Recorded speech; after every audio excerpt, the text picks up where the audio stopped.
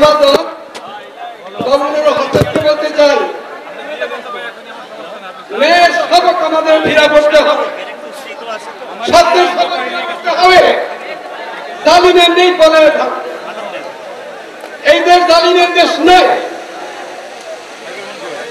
জালিমদের সূর্যের আলোকে আমরা ভাগাই দেখতে পারছি, পূজা চলে গেছে। বলছে এই দেশে হাসিনা সরকার পলায় না, হাসিনা পলায় মানুষের চুর টাকায় পলায় রাত্রের অন্ধকারে। হাসিনা বলাইছে সূর্যের আলো।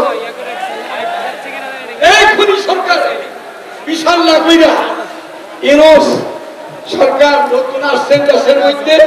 হাসিনার বিদেশে ছিলেন, এই দেশের অবস্থা জানেন না। এদেশের মানুষ ওরা হাদিসের ভক্ত, আল্লাহ ভক্ত, নবী করে। আপনি কেন অশান্তি তৈরি করলেন নারীদেরকে দিয়ে? আপনার কপালেই অচিরেই অশান্তি আসছে। আপনি এই দেশে টিকতে পারবেন না।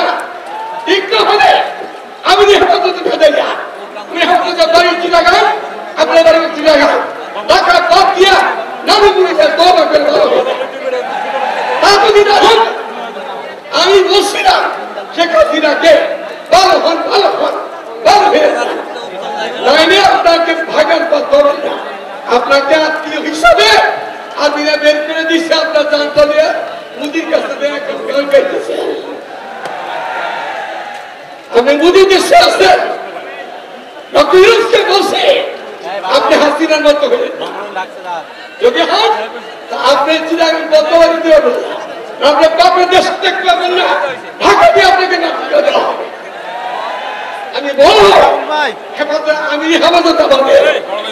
যদি এই আইন কানুনগুলি বন্ধ করা না হয়, তাহলে সময় সীমা 1 মাসের ভিতরে যদি করা না হয়, সারা বাংলাদেশের লোক শুধু শহীদ উদ্যানে নয়, ঢাকার চতুর্পথে শহীদ উদ্যান বানাইতে হবে।